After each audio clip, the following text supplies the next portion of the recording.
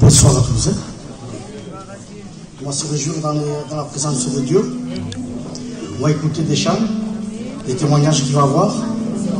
Mais il faut tenir les enfants parce qu'un témoignage, c'est important. Il faut encourager. Amen. Amen. Voilà. On est parti.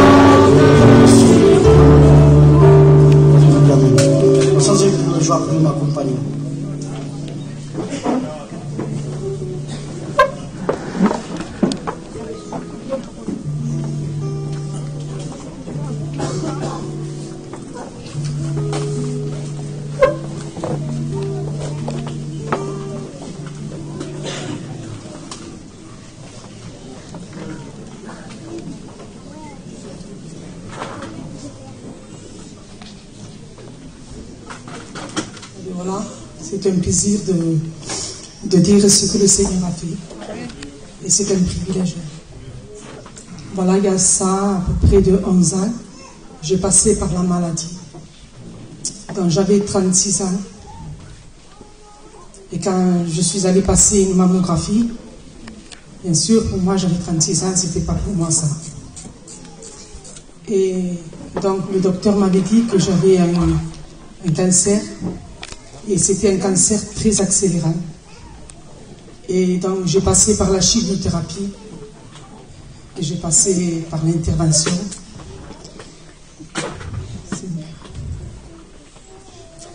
Et donc on devait m'amputer. Et donc j'avais crié de tout mon cœur à Dieu. J'étais allée avec mon compagnon dans un chac, dans un chac.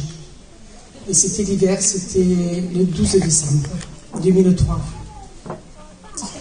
Et j'avais envie de crier à Dieu Et je dis pour mon mari, on va dans un champ prier. Il m'a dit, mais on peut prier à la maison. Je dis, non, c'est pas ça que je veux. Je veux crier à Dieu. J'ai envie de crier. Et donc, je suis allée dans un champ. Et là, j'ai mis mon fouloir. Et là, j'ai levé mes mains et je dis, Seigneur. Je lui dis, Seigneur, de tout mon cœur. Parce que de l'âge de 13 ans, j'avais donné mon cœur à Dieu. Et donc, je ne comprenais pas pourquoi c'était arrivé ça. Mais par la suite, j'ai compris pourquoi. Parce que le Seigneur voulait travailler le cœur de mon compagnon. Et là, je me suis mis à genoux. Et de tout mon cœur, j'ai crié le nom de Jésus. Je dis, Seigneur, si c'est ta volonté, prends-moi. Parce que je sais que là où j'irai, je serai avec toi. Mais Seigneur, je lui ai dit, si tu permets que je passe par ce creuset pour quelque chose, mais je ne comprenais pas. Je dis, c'est ça en réalité, mais je ne comprenais pas pourquoi. Et donc là, j'ai dit, Seigneur, si tu permets la maladie pour que je rende témoignage, pour que tu fondes mon foyer, alors je dis, Seigneur, j'accepte. Et j'ai passé par la chimio, tout ça. Et là, avec mon compagnon, nous avons prié. Et tout en priant, j'ai crié, j'ai dit, Satan, tu es vaincu. Christ, tu es vainqueur. Et quand j'avais dit ces mots-là, vraiment, je me sentais transportée. Je me sentais vraiment soulevée. J'avais une paix dans mon cœur, une joie, une tranquillité. Et je disais, Seigneur, je te remercie, Seigneur, parce que vraiment, c'est vrai que j'ai passé par la maladie, mais maintenant, là, je ne regrette pas, parce que c'est dans le fondement que Dieu a fondé mon foyer. Amen. Et je remercie Dieu parce que mon mari, en traversant, il a reçu le Saint-Esprit dans son cœur. Il a parlé en langue. Amen. Et il s'est baptisé. Et voilà que là, maintenant, il est aux études. Et pour moi, c'est un grand privilège. Alléluia. Et si pour vous, vous passez par la maladie, je vous conseille de tout mon cœur que Dieu est grand. Amen. Il faut vraiment que vous criez de tout votre cœur. Alléluia. Nous avons un Dieu qui est grand et qui répond à nos prières. Amen. Je remercie Dieu. Alléluia. Gloire à Dieu. Que Dieu redoutable. Amen. On a un Dieu qui est vivant et puissant. Ce que la médecine rejette, Dieu le prend. Amen. Amen. Voilà. Sans dire plus loin, je vais appeler le frère Culi. Oui, non, Culi.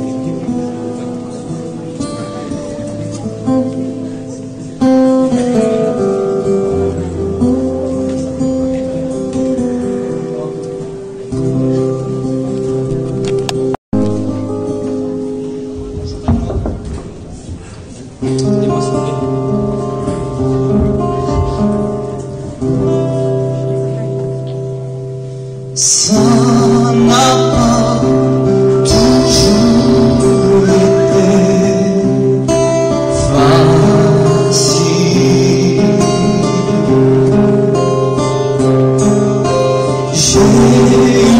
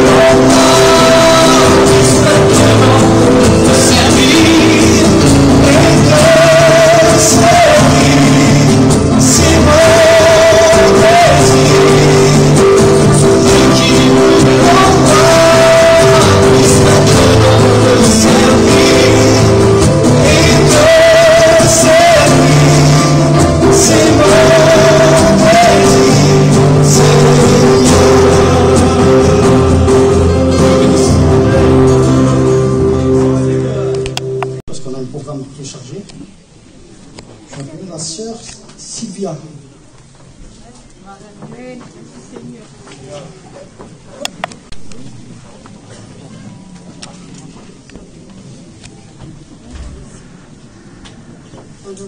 Moi, je ne vous donne pas mon témoignage, comme mon compagnon l'a déjà donné.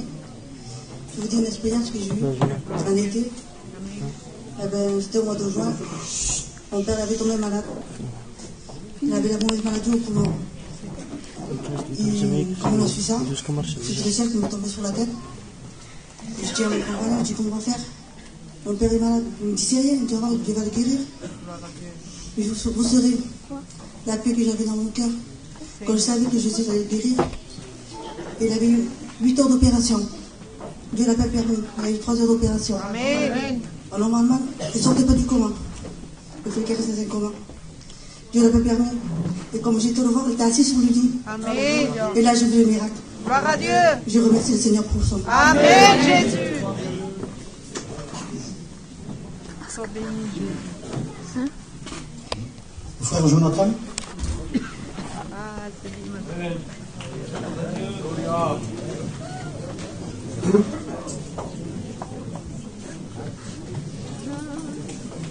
Radio. Vous savez, j'ai quelque chose à dire dans mon cœur. Je ne vais pas témoigner, mais je tiens dans mon cœur. Vous savez, il faut faire des promesses aux enfants. Et à combien il faut les tenir. Et j'avais fait une promesse à mon fils. Malheureusement, je n'ai pas pu écouter un frère prêcher. Mais je ne pouvais pas mentir à mon fils. Parce que avant d'être témoin à Saint-Marie, à la Judée, il faut être témoin à Jérusalem. Nous avons besoin d'être un témoin dans nos foyers, dans nos enfants. Et si j'aurais menti à mon fils, quel serviteur je serais, quelle image aurait-il eu de moi? Et c'est Tarzan qui nous a appris cela. Et nous sommes là, dans le passé de mois, nous avons écouté nos enseignants nous enseigner, mais si nous ne mettons pas en pratique ce qu'ils nous ont enseigné, alors cela ne sert à rien. Et j'avais cela dans mon cœur, mais je ne pouvais pas passer sans appeler mon ami, c'est le frère Ted. Je voudrais qu'il est ici, je voudrais qu'il chante un cantique avec moi, s'il est ici. Ne te cache pas, je te vois. Sinon, Dieu te voit. Viens ici avec moi chanter un cantique. Gloire à Jésus. Béni soit Dieu. Vous savez, je ne le connaissais pas. Je suis resté un mois tout seul. J'habite à Gingite. J'ai passé des mauvais moments. On a pleuré, moi et ma compagne, parce qu'on était tout seul. Je voulais partir. Et Dieu s'est servi de lui pour me consoler. Et grâce à lui, j'ai pu passer ces 2 mois vraiment avec une joie dans mon cœur. Je chanterai un cantique.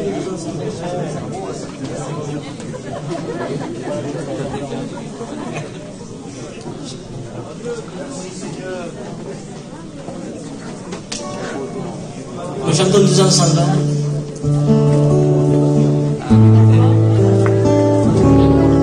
Je viens devant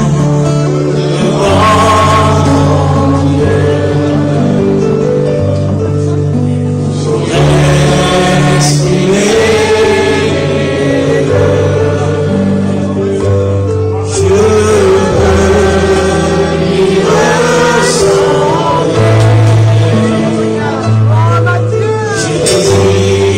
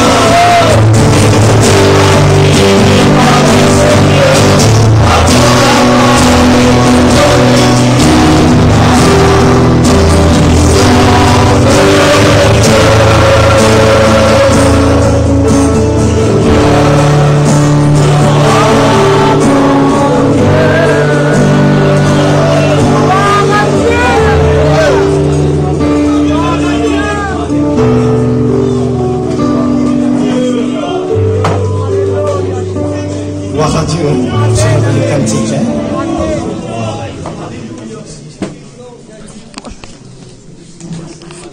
Le frère ici, Cédric.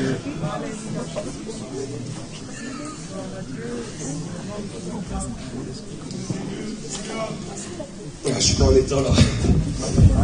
C'est tellement bon, Seigneur. C'est vrai qu'il est bon pour Dieu faire de demeurer ensemble. On va dire tout ça.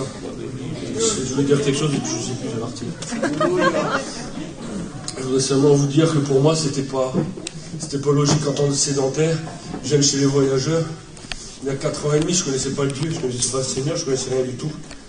Et 4 ans et demi après, je me retrouve ici à l'école biblique. Amen. Parmi les voyageurs. Amen. Le plan de Dieu, vous savez, il nous dépasse complètement. Parce que pour moi, c'était pas logique que ma femme me prenne à moi, qu'elle devait se marier avec moi en étant alcoolique, drogué, tout ce que vous voulez. La fille d'un serviteur, la fille d'un jeune mouton qui vient. Je ne sais pas comment Dieu a fait les choses. Dieu les fait, il n'y a plus qui sait tout. Maintenant, je sais pourquoi je suis là aujourd'hui, parce que la doctrine ici, c'est la meilleure du monde. Amen. C'est parce que là où on va aller, il y aura plein de choses à apporter, Seigneur. Et que les gens chez moi ne connaissent pas du tout, connaissent rien du tout. Et que chez les sédentaires, il y a des fois du dérèglement. Maintenant, je sais pourquoi Dieu m'a appelé ici. Parce que je suis dans la vérité. Amen. Gloire à Dieu. Amen. Je passe le micro. Voilà. J'ai envie d'appeler ma compagnie avec les sœurs qui viennent à chanter.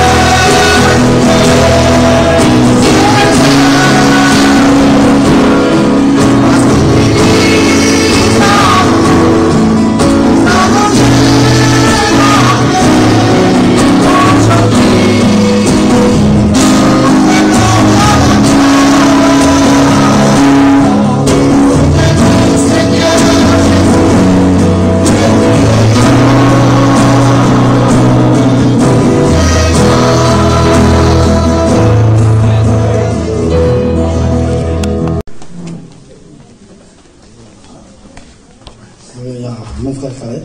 Hein? C'est ça?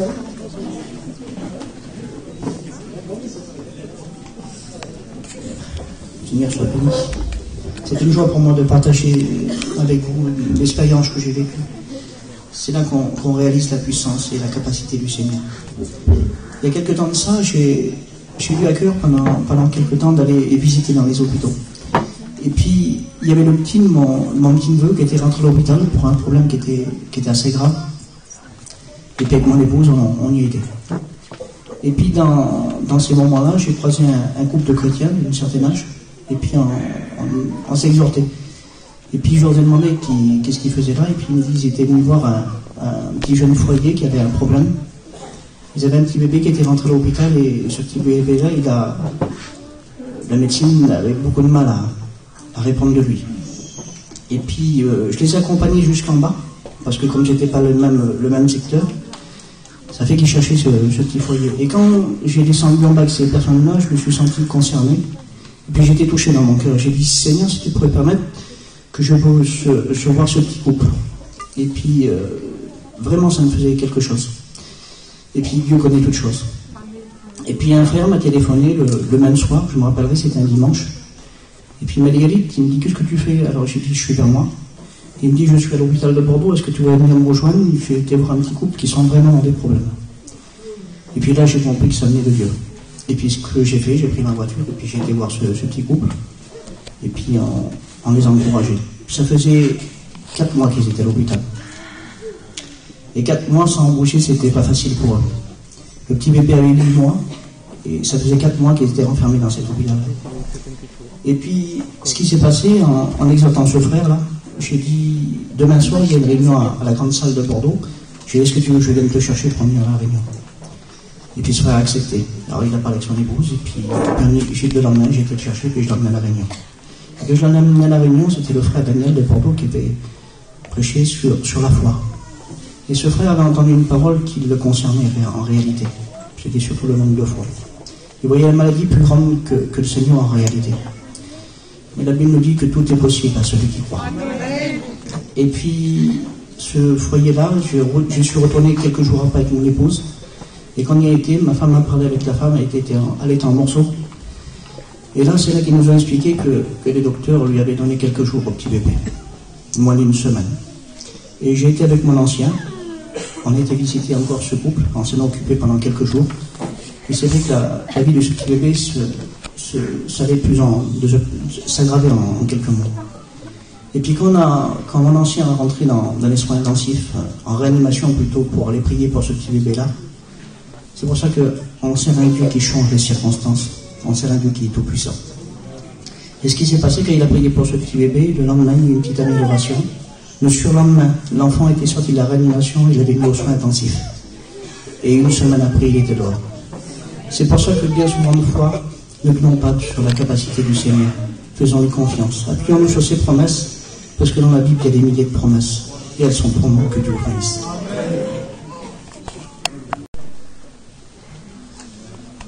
Moi, j'ai toujours connu les choses de Dieu. J'ai grandi dedans. Mais un jour, je suis passé par un problème. À l'âge de 17 ans, j'ai perdu ma mère. À travers cette épreuve, j'en voulais au monde entier. J'en voulais particulièrement à Dieu. Parce que ma mère était chrétienne et pour moi, ça ne devait pas nous arriver. Alors, je me faisais croire en Dieu. J'ai peu voulu entendre parler des choses de Dieu. Et quelques temps plus tard, j'ai fondé un foyer. Je suis tombé vers une fille de serviteur de Dieu. Et c'est pas pour ça que j'ai accepté les choses de Dieu. Bien au contraire, plus ça allait, plus j'en voulais à Dieu. Parce que pour moi, c'était une chose que je ne pouvais pas accepter. Et comme j'avais mon petit bébé qui rentrait à l'hôpital, j'ai mon beau-père qui venait et priait pour mon petit. Et moi, je voulais pas. Et je voulais pas y dire parce que j'avais un grand respect pour cet homme-là. Et je voulais pas le blesser. Alors comme il rentrait, je m'en allais de la chambre et je revenais un peu plus tard. Et ça a duré comme ça pendant des années. Pendant toutes ces années, je faisais beaucoup de crises d'angoisse. Je manquais beaucoup de sommeil. Et un jour, Dieu s'est fait connaître à moi. Il m'a fait voir que c'était les circonstances de la vie. Que ce qu'on ne comprend pas maintenant, on comprendra plus tard. Et j'ai accepté le Seigneur. Aujourd'hui, je bénis Dieu parce que j'ai un foyer chrétien. Amen. Et je remercie Dieu pour ça. Que Dieu bénisse.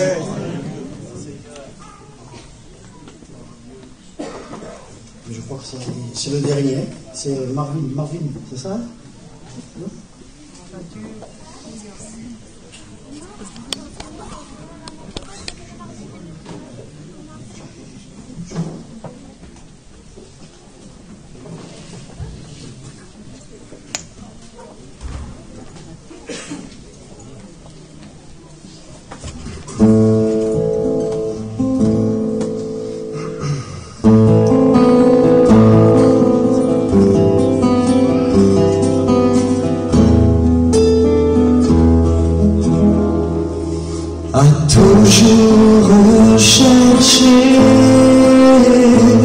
Sans jamais s'arrêter,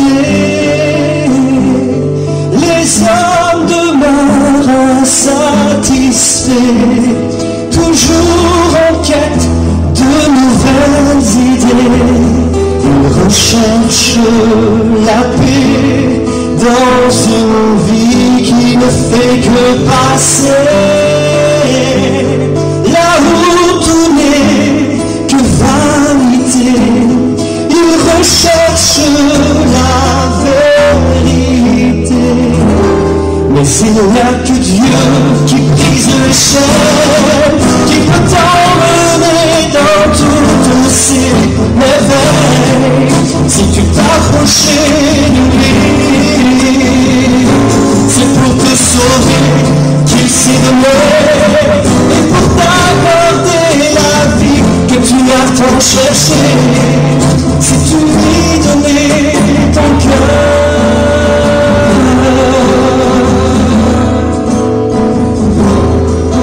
Dieu t'a vraiment aimé au point d'envoyer celui que son cœur chérissait sur la terre pour que tu sois sauvé.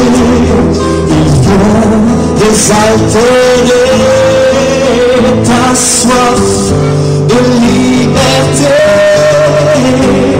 et toutes tes impossibilités. Aujourd'hui Jésus vient tout changer, car il n'y a que Dieu qui brise les chaînes, qui peut t'emmener dans toutes ses merveilles. Si tu t'approchais de lui, c'est pour te sauver qu'il s'est donné, et pour t'accorder la vie que tu as tant cherché. Si tu lui donnais ton cœur,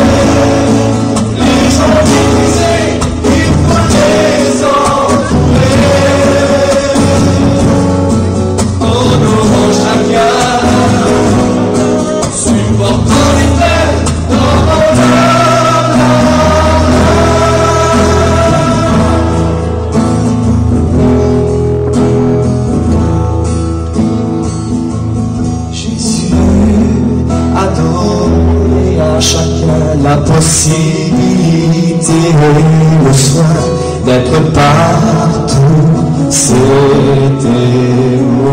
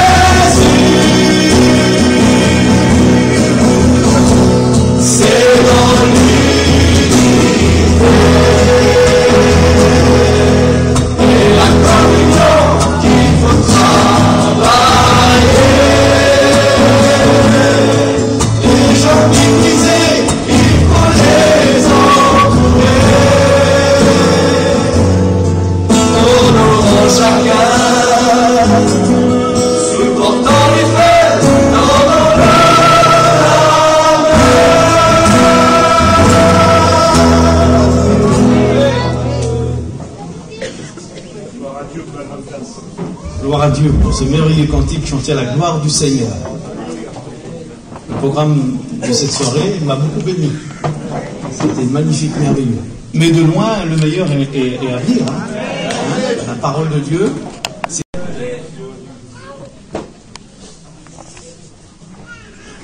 Gloire à Dieu.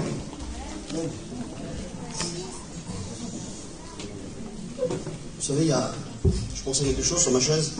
Puis, je pensais à un texte de la parole de Dieu. C'est « Moi et ma maison, nous servirons l'Éternel ». Puis ce verset-là, plus j'ai donné mon cœur à Dieu, il est chez moi. Il est chez nous tous, là. Il est dans nos foyers, il est dans nos caravanes, il est dans nos maisons. Aujourd'hui, je le réalise, ce texte-là. Je peux le dire maintenant au présent. Je peux dire « Moi et ma maison, on sert l'Éternel ». Et puis, le Seigneur a mis un message sur mon cœur. Et je vais essayer de vous l'apporter. J'aurais voulu que mon ancien et tous les copains qui prient pour moi.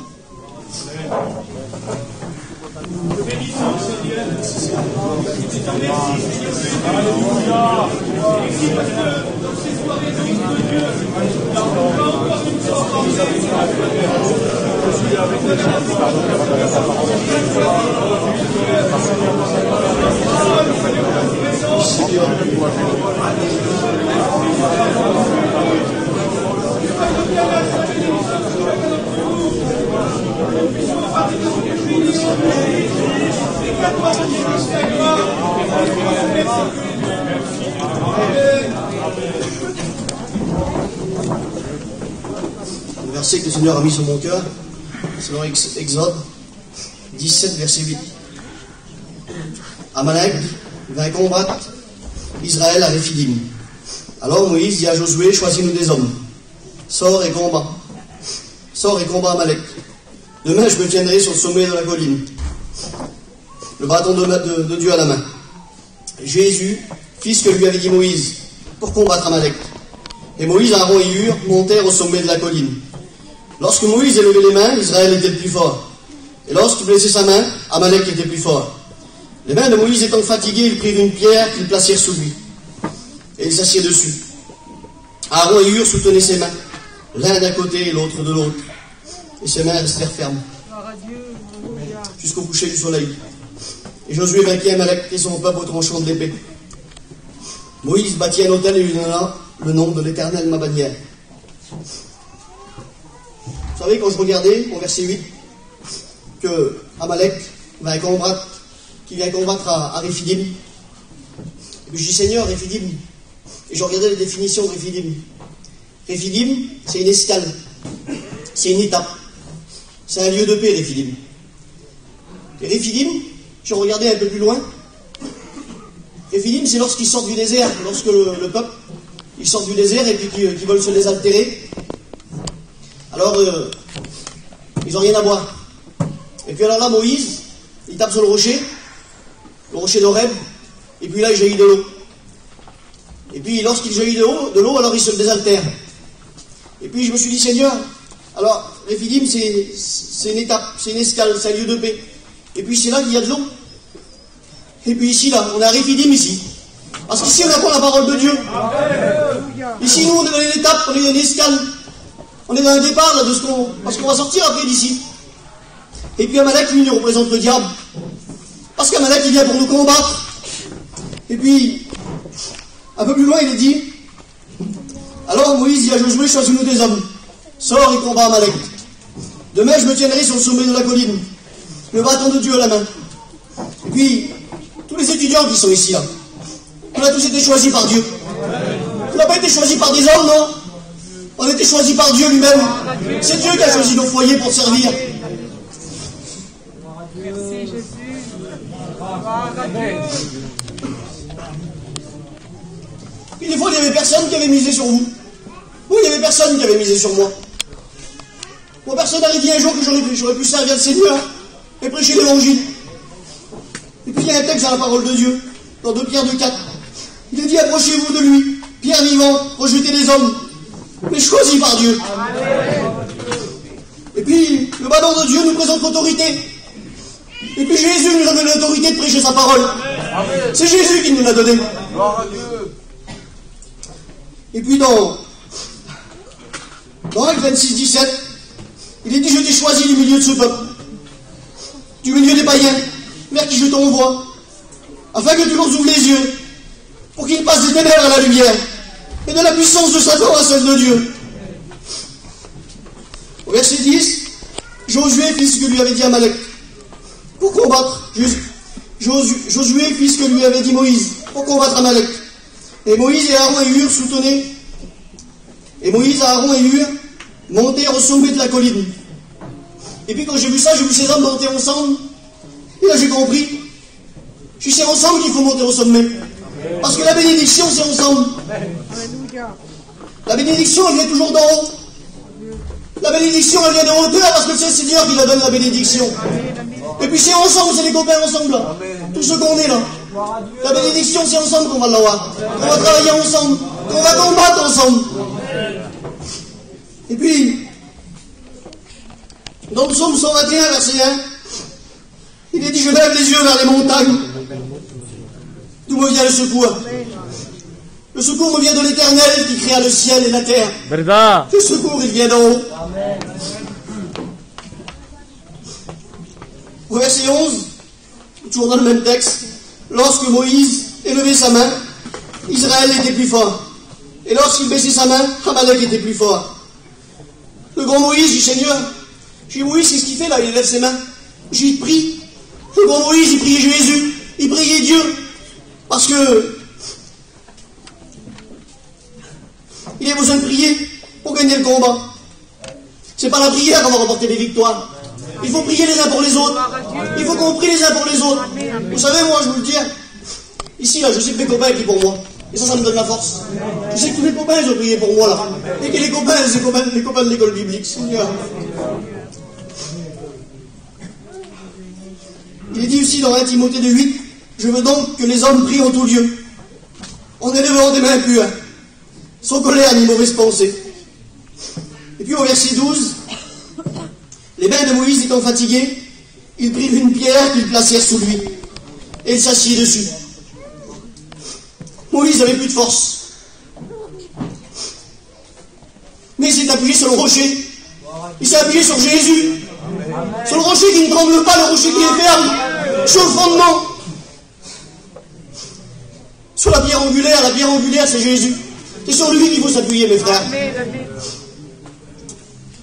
Et puis, dans Isaïe 40, verset 19, Il est celui qui donne la force à celui qui est fatigué. C'est Jésus qui vous donne la force. Éphésiens 2:20, vous avez été édifiés sur le fondement des apôtres et des prophètes. Jésus-Christ lui-même est la pierre angulaire. C'est lui la pierre. C'est sur lui qu'il faut compter. C'est le fondement, c'est sur lui. Nous l'ont appris les anciens ici. Et puis, Aaron et Hur soutenaient ses mains. Aaron et Hur soutenaient ses mains, l'un d'un côté et l'autre de l'autre. Et ses mains restèrent fermes jusqu'au coucher du soleil. La bénédiction, c'est ensemble. Si je suis faible, si je n'arrive plus à prier, parce que des fois on n'arrive plus à prier, des fois on n'a plus la force, mais je sais que je peux compter sur mes copains. Amen. Vous savez, l'autre jour, je pense à ça, quand ma femme elle a fait le malaise, je vous le dis en vérité, tout ça est effondré devant moi. Je suis Seigneur, c'est pas vrai, elle a resté 20 minutes comme ça. On l'a amenée à l'hôpital, elle s'est réveillée seulement dans l'hôpital. J'étais vraiment pas bien. Même quand on s'est réveillé, j'étais pas bien. Ça, je vous le dis, j'étais vraiment pas bien. Puis quand je suis rentré chez moi, déjà à l'hôpital, j'ai vu tous mes copains venir. Je suis Seigneur, quelle bonté d'être ensemble, de pouvoir compter les uns sur les autres. Et puis, lorsque je suis rentré chez moi, mes copains ils sont venus aussi. Et moi, je pouvais plus prier, j'ai plus la force. Je vous le dis en vérité que j'avais plus la force. Mais mes copains aussi, ils ont prié avec moi. Ils m'ont tenu les mains, mes copains. On priait ensemble. Et puis qu'on a prié ensemble, c'est là qu'on a eu la bénédiction. Les frères, c'est ensemble qu'il faut travailler. C'est ensemble la bénédiction. Il y a un psaume, le psaume 133, verset 1. Il dit, voici qu'il est bon, qu'il est doux, qu'il est bon, qu'il est agréable pour les frères de demeurer ensemble. Parce que c'est là que l'Éternel envoie la bénédiction. C'est comme la rosée de l'Hermon qui descend sur les montagnes de Sion. Et puis, au verset 13 du même texte, Josué vainquit Amalek et son peuple au tranchant de l'épée. L'épée, c'est la parole de Dieu. Il faut combattre par la parole. C'est par la parole qu'on aura des victoires. Et puis, il faut rester biblique et doctrinal, comme ils nous l'ont appris les anciens. Et par la parole, on va gagner, on va remporter les grandes victoires. Dans Hébreux 4:12, il est dit, car la parole de Dieu est vivante.